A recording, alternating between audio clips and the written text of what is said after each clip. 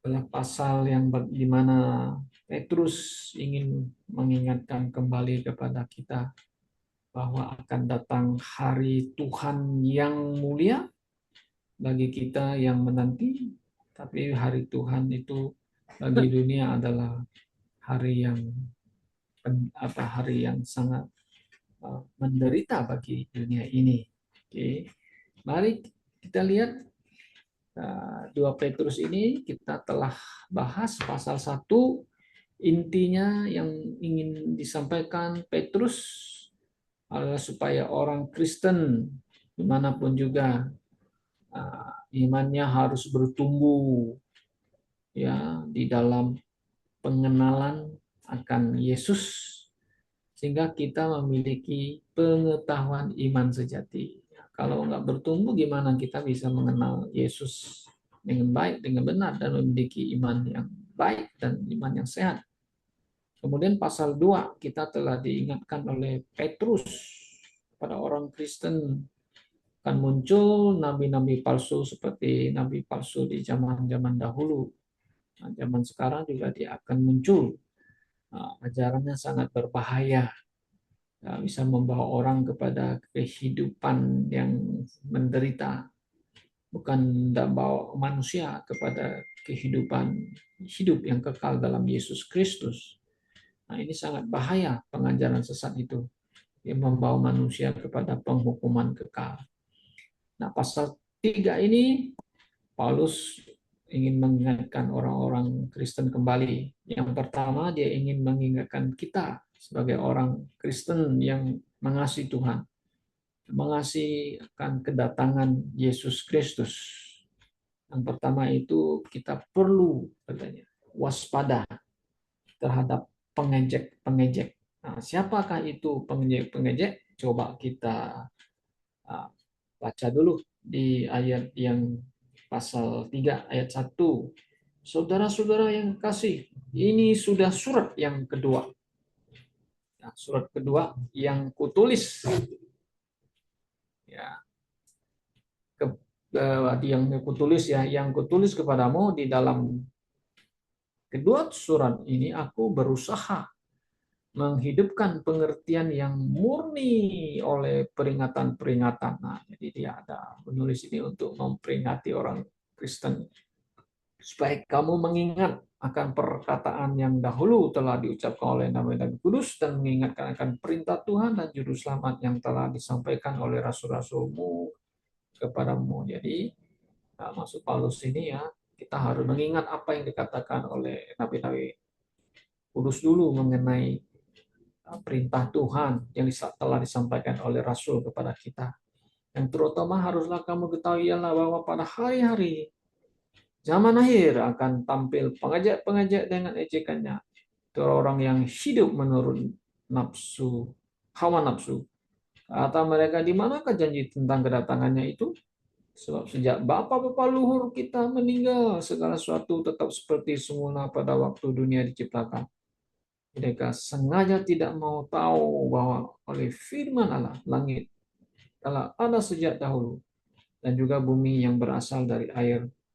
Dan oleh air, dan bahwa oleh air itu bumi yang dahulu telah binasa dimusnahkan oleh air bah. Tapi oleh firman itu juga langit yang bumi yang sekarang terpelihara dari api dan disimpan untuk hari penghakiman dan kebinasaan orang-orang fasik. Nah, jadi di dalam ayat ini kita bisa ambil beberapa poin yang penting yang di mana Petrus mengingatkan kita orang Kristen, kita waspada terhadap pengejek-pengejek. Ya menurut Petrus, mereka itu mengabaikan ya peringatan yang disampaikan oleh nabi-nabi dahulu yang tertulis di Perjanjian Lama tentang kedatangan Yesus dan kedatangan penghakiman, dan terus disampaikan oleh para rasul tentang uh, kedatangan Yesus akan datang dan akan menghukum orang-orang yang tidak percaya kepada Tuhan Yesus dan tidak percaya kepada kebenarannya.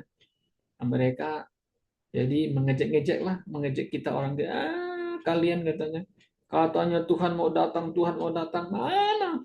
Sejak nenek moyang kami dulu mati sampai sekarang, mana? Mana kedatangannya?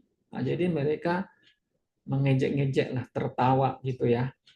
Tapi kita harus ingat bahwa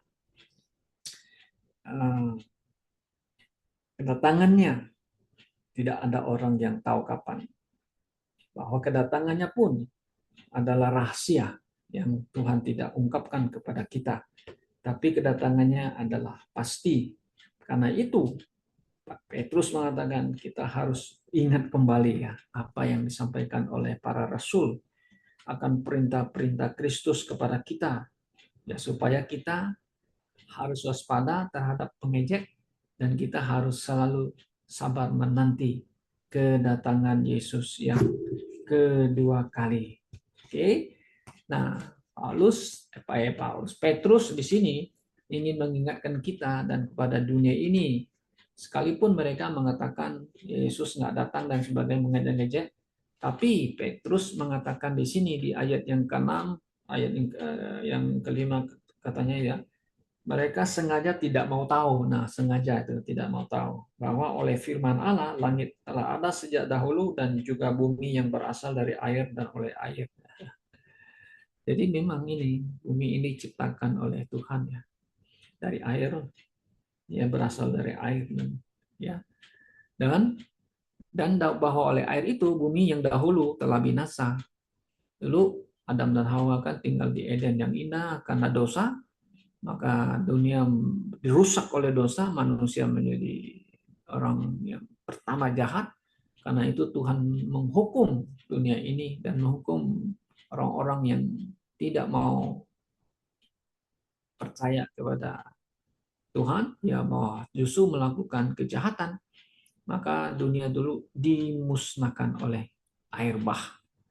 Nah sekarang katanya, sekarang gimana? Ayat 7. Tapi oleh firman itu juga langit dan bumi yang sekarang ya, sekarang terpelihara dari api dan disimpan ya. Terpelihara belum dihancurkan oleh api, dipelihara karena untuk hari penghakiman dan kebinasaan orang-orang fasik. Nah satu hari maka dunia ini akan dihancurkan, akan dilalap oleh api ya. Kalau kedatangan Yesus kan dia nanti akan menghancurkan antikris dan juga pengikutnya dengan api yang keluar dari mulutnya itu.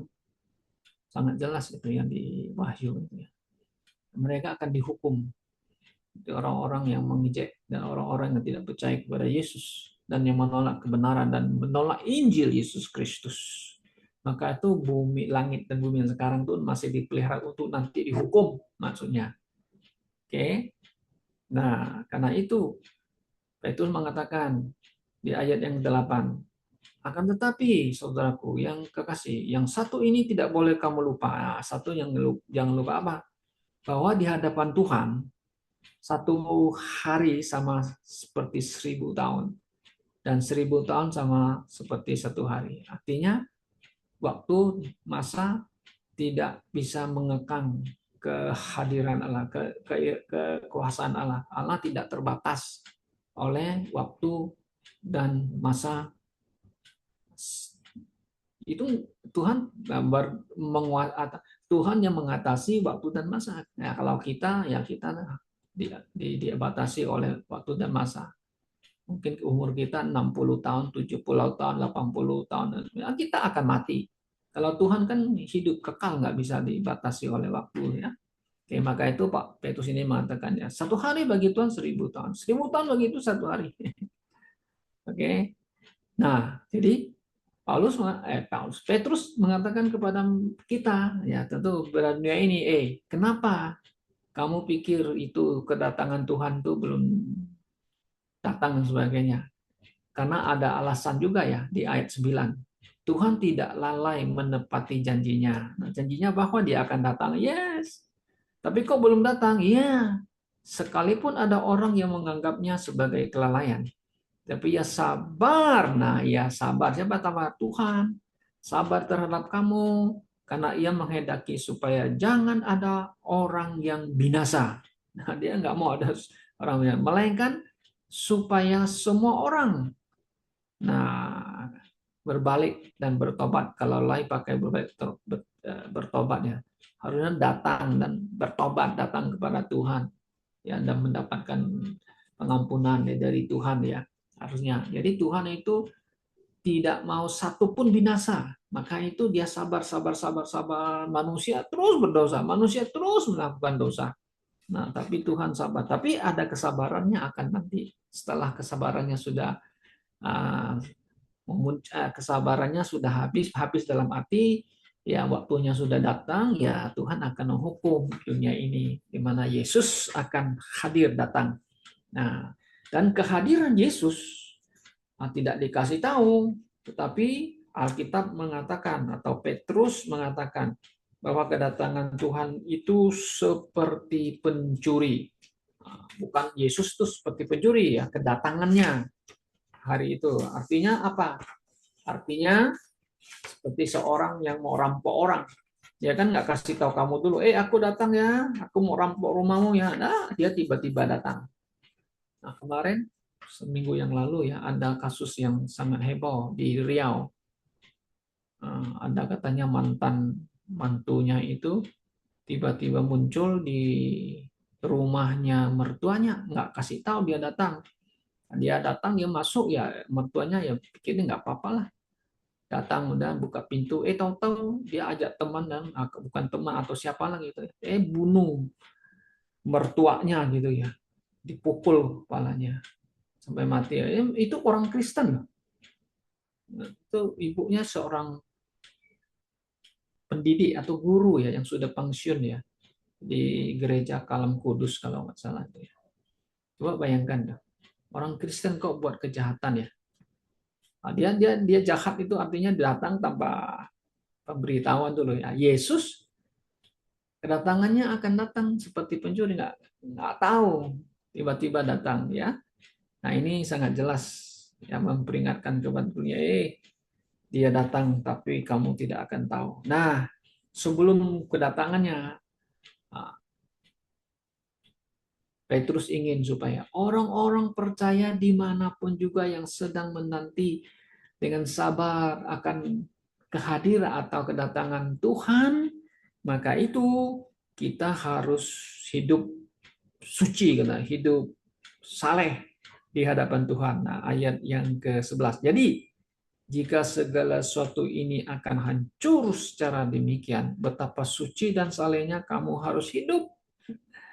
Jadi kita harus hidup bagaimana? Ya, hidup benar di hadapan Tuhan ya. Yaitu kamu yang menanti dan mempercepat kedatangan hari Allah. Hari Allah itu harinya penghukuman Tuhan.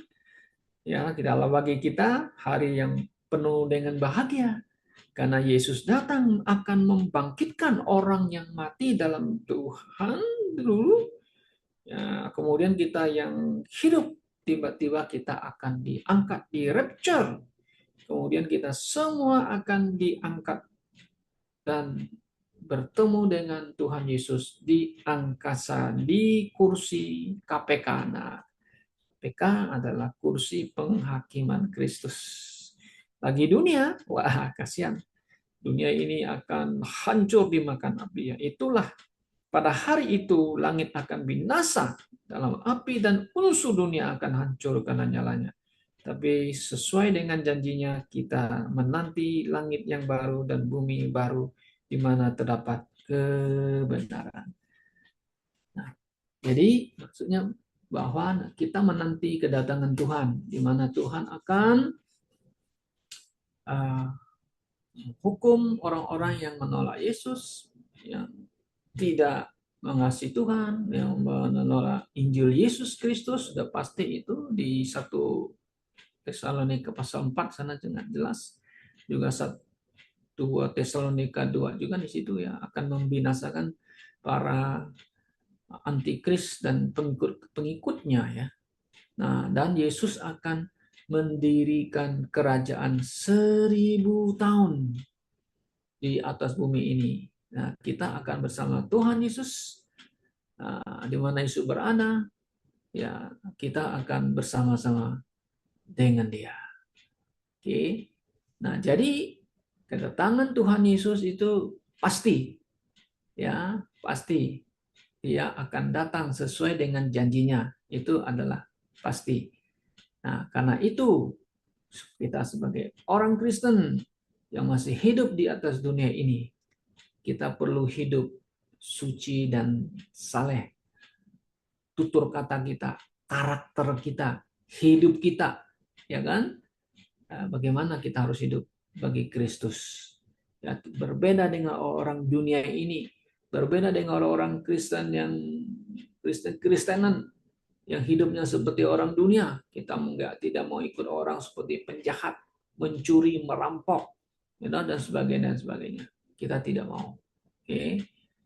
Oleh sebab itu, ya Paulus selalu mengingatkan orang Kristen, ya, bahwa kesabaran Tuhan adalah keselamatan untuk manusia. Artinya Tuhan masih memberi kesempatan untuk manusia, setiap manusia supaya datang dan bertobat dan mendapatkan hidup yang kekal. Ya, sebelum hari penghakiman yang akan dijatuhkan kepada atas bumi ini. Oke. Nah, kemudian kita lihat lagi tutupnya. Di sini Petrus ada menyebut nama Paulus loh. Nah, itu hebat.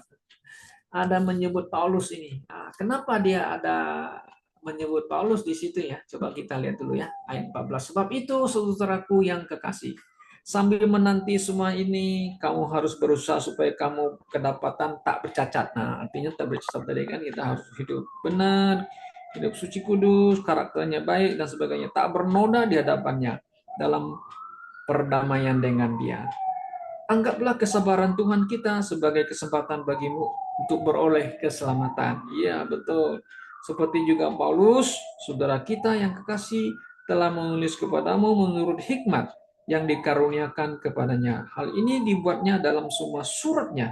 Apabila ia berbicara tentang perkara-perkara ini dalam surat-suratnya, itu ada hal-hal yang sukar difahami, sehingga orang-orang yang tidak memahaminya dan yang tidak teguh imannya memutarbalikkannya sehingga menjadi kebinasaan mereka sendiri, sama seperti yang juga mereka buat dengan tulisan-tulisan lainnya. Maksudnya apa?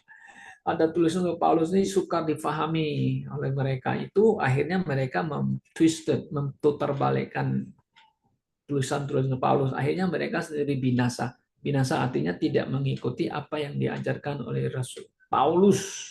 Paulus sudah juga mengingatkan orang Kristen bahwa Yesus akan datang. Jadi in the twinkling of the light, itu yang twinkling of light, apa twinkling ya, twinkling of the light itu kan tiba-tiba Yesus akan datang ya, sekejap datang ya, kita semua akan di rapture. Nah, Paulus menulis tentang kedatangannya itu. Nah, sangat jelas di pasal yang ke-15 juga ditulis. 1 Korintus pasal 15 tentang kedatangan Kristus. Ya, dia akan datang dengan kemuliaannya, ya kan? Nah, banyak orang ya tidak percaya. Akhirnya apa, mereka coba untuk memutarbalikkan perkataan Paulus dan sebagainya. Akibatnya timbullah ajaran-ajaran yang palsu ya, ajaran-ajaran sesat gitu. Nah, kita ya berpuji Tuhan, kita percaya apa yang Paulus tulis, apa juga yang ditulis oleh Petrus tentang kedatangannya, ya tidak bertentangan. Nah, ajaran Paulus atau ajarannya Petrus tentang hari kedatangan Yesus tidak bertentangan. Oke, mereka sama dalam arti menanti kedatangan hari Tuhan yang mulia bagi kita orang percaya. Ya, bagi dunia adalah hari yang tidak baik bagi mereka, ada penghukuman yang luar biasa bagi mereka. Oke. Nah, penutup 17. Tapi kamu, saudaraku yang kekasih, kamu telah mengetahui hal ini sebelumnya. Karena itu waspadalah. Nah, supaya waspada lagi. Kamu jangan tersesat ke dalam kesesatan orang-orang yang tak mengenal hukum, dan jangan kehilangan peganganmu yang teguh. Nah, kata hukum itu di sini kan ya tentu ada maksudnya, maksud Petrus sini ya, hukumnya di sini itu adalah ajaran-ajaran yang disampaikan. Jadi sebagai hukum itu ya, mengenal hukum dan jangan kehilangan pegangan, oke? Tetapi bertumbuhlah. Nah, di sini katakan bertumbuh lagi. Kita harus bertumbuh iman kita dalam kasih karunia dan dalam pengenalan lagi akan Tuhan dan Juru Selamat kita Yesus Kristus, baginya kemuliaan sekarang dan sampai selama-lamanya. Sudah saya katakan tadi kan, dari pasal yang pertama kan, orang Kristen harus bertumbuh pengenalannya kepada Yesus sehingga memiliki iman yang benar, iman yang sejati. Ya, oke, ajaran-ajaran Paulus dan Petrus semuanya adalah kebenaran. Akhirnya kan menjadi istilahnya ya, menjadi hukum yang harus kita turuti, artinya kita terima bahwa Yesus Kristus pasti datang, akan datang, dia akan menghukum dunia ini ya, dan tentu dia akan apa nama itu istilahnya ya, bagi orang Kristen kita ya, kita akan dapatkan kemuliaan ya kan, dan akan bersama-sama dengan Yesus di dalam kerajaan 1000 tahun nanti ya. Kiranya Tuhan memberkati ya, pelajaran kita malam ini supaya iman kita semakin bertumbuh dan pengenalan kita kepada Yesus semakin mendalam. Tuhan berkati kita. Amin. Kita akan masuk ke dalam